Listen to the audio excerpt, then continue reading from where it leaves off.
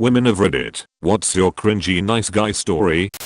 The one that was the most upsetting was a guy who had been my friend for years, who I was close to and confided in, telling me my boyfriend at the time had cheated on me. I wanted to confront the boyfriend and this friend kept dissuading me, telling me to just drop contact with him and trying to comfort me with physical contact. Obviously I still confronted my boyfriend. He said no such thing happened, and it turned out my friend had made it all up. Kept trying to hug me, like, every time he would see me, I'd never hug him back, yet he kept trying. I was a work study then, and he'd go to where I work just to see me. I'd be walking down the hallway with the professor, and they'd watch this guy 5x the size of me open his arms to hug me as I walked by him. I don't knock if it counts as nice guy, but it was really cringy. Where's my hug? I'm a girl, but this story is about my husband and how he caught the bad end of a nice guy. A few years before I met my husband, he decided to go to a party. He gets there, and some random girl walks up to him, says you're cute and kisses him. This amused him, so he started chatting with her. While chatting, he notices a very angry short man standing next to her. The man is scowling at my husband and it's making him uncomfortable. He can tell the guy is pissed at the attention girl is giving him, and it's just not worth it. So he stops talking to random girl, turns away, and starts walking to another room. It's at this point husband feels short man punch him in the back. When he turns around, short man is running away and actually runs out of the house and never returns to the party. Husband laughs it off, cause it wasn't even a hard punch. But then somebody notices husband is bleeding, and there is a hole in his shirt. The short fucker hadn't punched him, he stabbed him. Random girl saw this all go down and was pretty mortified. Turns out the short dude was obsessed with her. They were best friends, and he accompanied her everywhere. The knife was pretty small, so it didn't do any real damage, but he still has the scar. Edit. Okay, so this blew up while I was sleeping. A lot of people are wondering about what happened, so I finally have a moment to write up the outcome to all this. Somebody did call an ambulance. Ambulance showed up, but my husband refused to go to the hospital. He didn't want to stop partying, nor pay for an ambulance ride, plus it didn't hurt that much, and he felt fine. Instead, him and a friend gauzed it up, and he continued to party. Mind you, in my husband's drunken stupor he is finding this whole thing hilarious. Actually, he still finds it hilarious. When he woke up the next day he was in a bit of pain and realized he should get it checked out, so he marched down to the hospital, got checked out and fixed up, and went home. At no point did he encounter the police, so he never reported it. We met on OkCupid, and after like 2 weeks decided to go meet. We both weren't into coffee, so we decided to eat a dinner together at his place. We agreed to meet at the mall to buy groceries. He couldn't decide even one thing, but when I would take a certain brand he would mention how his grandmother would take some other. At the end I made him to pick at least one thing, appetizer, thinking of soup or something, so he picked blueberries. I paid. We came to his apartment. He couldn't cook, which I didn't mind, but he didn't even feel like helping. While I was making the sauce he mentioned things like that I'm not intelligent enough because I suck at math and wasn't interested in it when he was reading his math book to me for 5-10 minutes, that it annoys him me not being interested in video games. He blushed when I joked and said word pussy, and also got frustrated when he read Jason into me and I wasn't that interested.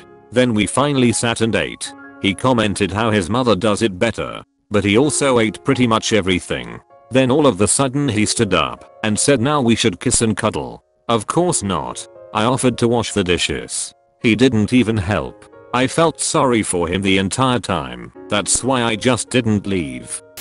So not a stereotypical nice guy really, but I met him at a party, gave him a ride home, and after belting out "Don't Stop Believing" together, he asked for my number. We went on one date and texted for a week. Then Saturday morning, I woke up to 50+ texts that started with asking what I was doing, sleeping because I worked in the morning, and went all the way up to I should just kill myself since no one wants to talk to me. I told him that was unacceptable as I had already told him I worked Saturday morning, but even if I hadn't there's no reason to text me over 50 times. If I'm not answering, I'm not answering. He whined about being so nice and how good he was to me and blah blah blah blah blah. Thankfully, when my friends asked why I was ignoring such a nice guy, showing them the text was enough for them to drop it. I work retail and have for more than 25 years. I once, about 9 years ago, when I worked in a liquor store, had an older customer that would come in and, I thought, play flirt with me. A lot of customers play flirted with me, so I didn't think anything of it. Plus, this guy was, like, twice my age, and I was no spring chicken. I had no idea that he seriously thought we were really flirting. Until one day, he asked me out. Not in a regular way, mind you. Oh, no. He said, so, we've known each other for a while. Now, I'll just wait until you're off tonight, and then we can go out. I'll take you to expensive restaurant. I politely declined. He went ballistic. Long story short, the manager banned him from the store for life. Thank God. Some guy messaged me online and seemed nice enough. Asked if I'd like to meet up with him. I said sure. He tells me a Starbucks between our places and said he'd see me in 30 minutes. I was like, whoa, not right now. It's 10 PM. He said okay, but he'd like to keep talking to me if it was alright. Few days later this exchange happens over Messenger. Him, hey what's up?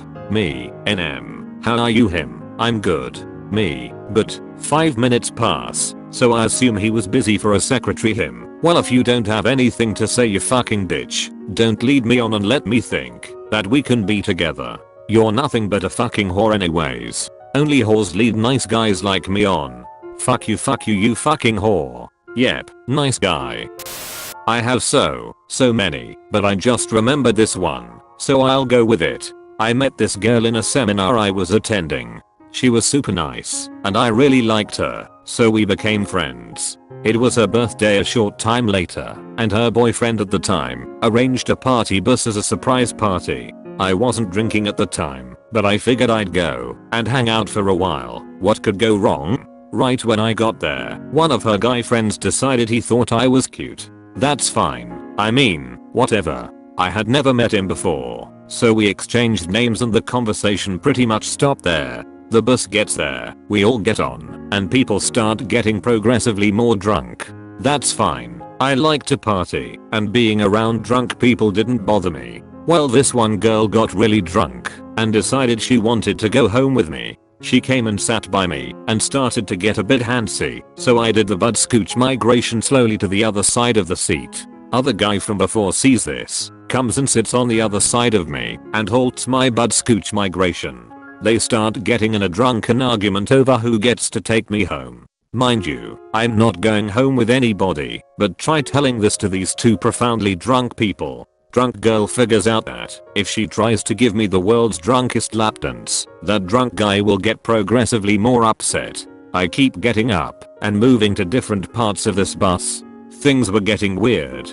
We finally get back to the house, and it devolves into a drunken house party. I decide it's time for me to go. I go for one final bathroom trip, since it will be a long drive home. I keep getting stopped by random party goers on the way out telling me that drunk guy is very upset, and I should go talk to him. I look outside and drunk guy, whom I have spoken to for all of 30 seconds ever, is sitting on the sidewalk sobbing and all his friends are around him, trying to cheer him up.